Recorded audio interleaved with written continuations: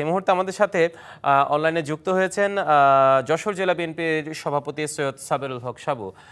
সৈয়দ সাবেরুল হক সাবু, আপনাকে স্বাগত মধুমতি ব্যাংলোর পার্লামেন্টে। জি, আপনাকে স্বাগত জানাচ্ছি। আপনার আহ, বিবিসি আপনার পরিবারকে কাছে প্রথমে শুভেচ্ছা যে জানাচ্ছি। বিষয়টি জানতে চাই, নির্বাচন যতই এগিয়ে আসছে ততই কিন্তু আসলে নির্বাচনী উত্তাপ মাঠে ছড়িয়ে পড়েছে।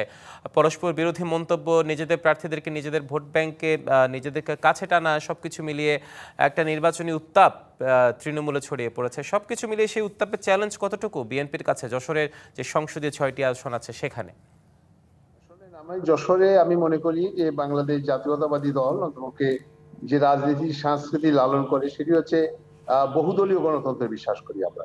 আপনি জানেন যে যশোরে আমাদের যিনি অভিভাবক ছিল, আমাদের প্রিয় নেতা জনাব মরহুম তরিকুল ইসলাম, তার একজন রাজনৈতিক কর্মী হিসেবে আমাদের যে শিষ্টাচার যে শিক্ষা আমাদের দিয়েছে, আমরা সেটা রাজনৈতিক ভাবেই প্রতিপক্ষের সঙ্গে রাজনীতিকে মোকাবেলা করতে চাই। আর আজকের যে প্রেক্ষিত যে নির্বাচনে যে আপনি মানে উত্তাপ গড়ে উঠেছে, আমি মনে করি এটা কোনো বিষয় না। এখানে সহনশীলতার রাজনীতিতে আমরা যেহেতু করি, আমার মনে হয় প্রতিপক্ষ যারা রাজনীতি করতে চাচ্ছেন, যারা নির্বাচনে অংশগ্রহণ করেছেন, নির্বাচনী যুদ্ধে যারা অবতীর্ণ হয়েছেন, তারাও আমার মনে হয় সেইটিকে অনুসরণ করবে এবং এখানে একটা পিসফুল শান্তিপূর্ণ একটি নির্বাচন এখানে অনুষ্ঠিত হবে। আমরা বাংলাদেশ জাতীয়তাবাদী দল এই নির্বাচনের প্রাক্কালেই আমাদের নেতা যারা জননেতা, আমাদের প্রিয় নেতা যারা তারেক রহমান আমাদের যে 31 দফা যে কর্মসূচি দিয়েছে, আমাদের দেশনেত্রী বেগম খালেদার যে রাজনৈতিক কর্মসূচি এবং বাংলাদেশি জাতীয়তাবাদের ভিত্তিতে যে বাংলাদেশের মানুষের মধ্যে ঐক্য, বাংলাদেশের যে কাঙ্ক্ষিত মানুষের যে নির্বাচনের যে স্বপ্ন আমরা প্রত্যাশা করেছিলাম, লালন করেছিলাম, যে নির্বাচনটা আপনারা জানেন গত ফ্যাসিস্ট সরকার বাংলাদেশের নির্বাচনী প্রক্রিয়াকে একেবারে ধ্বংস করেছে, যে ইনস্টিটিউটকে ধ্বংস করেছে, সেইটিকে আমরা ফিরিয়ে আনার জন্য যে লড়াই করেছি, সেই লড়াই মানে আজকের এই প্রেক্ষিতে আমরা সেই লড়াই অবশ্যই জনগণের আকাঙ্ক্ষার প্রতিফলন ঘটবে বলে আমি বিশ্বাস করি। আমরা নিশ্চয়ই এই আমরা চাই একটা নির্বাচনকে শান্তিপূর্ণ আমরা নির্বাচন সেইভাবে হোক, যে নির্বাচনে জন প্রতিযোগিতামূলক আকাঙ্ক্ষার একটা এবং প্রতিফলন রাজনৈতিক আপনারা ভাবে পাবেন। আমরা এটা করতে চাই। আমরা রাজনৈতিক ভাবে এটাকে গ্রহণ করেছি এবং আমি মনে করি যে নির্বাচনে আমি আমার বক্তব্য উপস্থাপন করব, জনগণ এটাকে গ্রহণ করবে কাকে কতটুকু নেবে। তো আমি বিশ্বাস করি যে আমরা যেহেতু কর্মীদের সঙ্গে আন্দোলন সংগ্রামে ছিলাম, সাধারণ মানুষের সঙ্গে সম্পর্ক ছিল, আমাদের একটা সেতু বন্ধন আছে। এই নির্বাচনী যুদ্ধে আমরা মনে করি যে 6টি আসনেই বাংলাদেশ জাতীয়তাবাদী দল যাকেই নমিনেশন দিয়েছে, আমাদের ধানের শীষই হল আমাদের মূলত প্রতীক। এই প্রতীককে বিজয় নিশ্চিত করা আমাদের প্রত্যেকটি নেতা কর্মী মানে ঐক্যবদ্ধভাবে এবং দায়িত্বশীল ভূমিকা পালন করবে এবং আমরা বিজয় নিশ্চয়ই বিজয় ছিনিয়ে আনতে পারবো ইনশাআল্লাহ। নিশ্চয়ই, কিন্তু আপনাদের দীর্ঘ সময়ের জোট সঙ্গী যারা ছিল জামায়াত ইসলামী, এবার আপনাদের নির্বাচনের মাঠে কিন্তু প্রধান প্রতিদ্বন্দ্বী বলে মনে হচ্ছে। সেই জায়গায় সেই নিরিখে যদি প্রশ্ন করি, বিগত দিনগুলোতে নির্বাচনী পরিসংখ্যান যেমনটি দেখেছি 91, 96, 2001 বা 2008, যেটা আমরা একটু আগে দর্শকদেরকে দেখালাম, সেখানেও কিন্তু তাদের ভালো একটা অবস্থান আমরা দেখতে পেরেছি। সব কিছু মিলিয়ে সেই অবস্থানের নিরিখে যদি বলতে চাই, তারা আপনাদের জন্য কতটা প্রতিদ্বন্দ্বিতাপূর্ণ হচ্ছে সেই আসনগুলো? শোনেন, আমি মনে করি 6টি আসনেই জামাত ইসলাম আমাদের সঙ্গে একটি আন্দোলন সংগ্রামে আমাদের সঙ্গে সম্পৃক্ত ছিল এবং আমরা জোটগতভাবে নির্বাচন করেছি। নির্বাচনে যদি ইকুয়েশন আপনি দেখেন, ভোটের যদি ব্যারোমিটার দেখেন, অতীতের যে অভিজ্ঞতা যে তালিকা দেখেন, তাতে দেখবেন যে আমাদের ভোটটি সবচেয়ে বেশি, আমাদের সঙ্গে জনগণের সম্পর্কটা সবচেয়ে বেশি এবং আমরাই সবসময় বিজয়ী হয়েছি। আপনারা জানেন যে আমরা একটা সার্টেন সময়ে আমরা ইউনিয়ন পরিষদ এবং পৌরসভা নির্বাচনে অংশগ্রহণ করেছিলাম জামাতকে বাইরে রেখেই। আমরা আমাদের শক্তি, আমাদের সামর্থ্য, আমাদের কর্মীদের কতটুকু হৃদয় জয় করতে পেরেছি, সাধারণ মানুষের কাছে কতটুকু আস্থায় যেতে পেরেছি, সেই বিষয়টা নিশ্চিত করার জন্য আমরা ইউনিয়ন পরিষদ নির্বাচন করেছি। সেখানে যশোর সদরে 15টার মধ্যে 13টিতে আমরা জয়লাভ করেছি। আমরা জানেন যে পৌরসভায় 7টির মধ্যে আমরা 8টির মধ্যে 7টিতে আমরা জয়লাভ করেছি।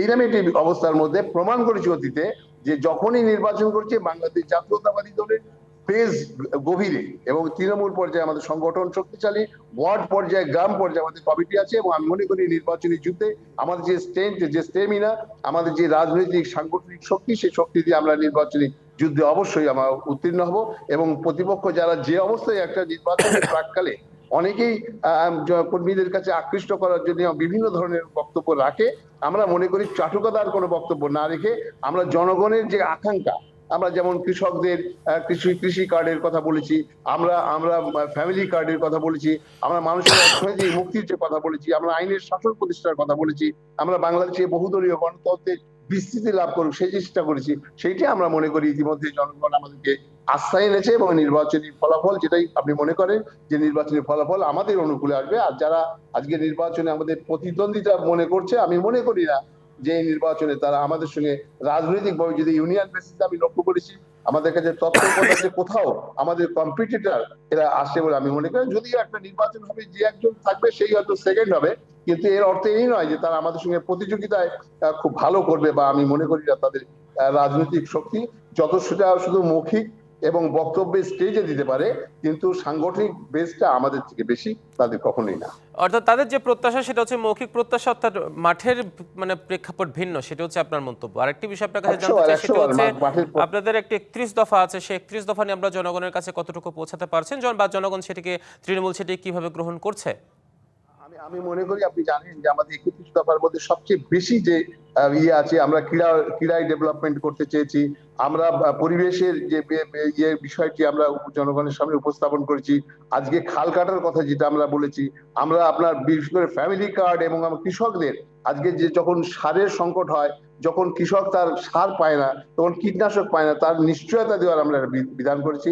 আমরা ফ্যামিলি কার্ডের মধ্যে দিয়ে যে অসহায় অসচ্ছল মহিলা যারা আজকে দৈন্যতার মধ্যে জীবনযাপন করে তাদেরকে একটা সেফটি গার্ড হিসাবে আমাদের জনাব তারেক রহমান যে রাজনৈতিক কর্মসূচি দিয়েছে, আমি মনে করি 31 দফা কর্মসূচি বাস্তবায়ন হলে পারে বাংলাদেশের মানুষের কাঙ্ক্ষিত যে স্বপ্ন, বাংলাদেশের মোটা কাপড় মোটা ভাতের নিশ্চয়তা হবে, বাংলাদেশে আইনের শাসন হবে, বাংলাদেশে গণতান্ত্রিক ধারা পরিস্থিতি হবে, আমরা এই বিষয়টিগুলো আমরা সামনে রেখে, আর অতীতে ফ্যাসিজমের যে উত্থান হয়েছিল, বিভিন্ন প্রশাসন বিভিন্ন জায়গা থেকে যে তারা সহযোগিতা করেছিল, আমাদের যশোরে বিশেষ করে শার্শা সহ বিভিন্ন অঞ্চলে যে সন্ত্রাসের জনপদ ছিল, আমরা মানুষের নিরাপত্তা দেওয়ার ব্যাপারে আমরা অঙ্গীকারবদ্ধ।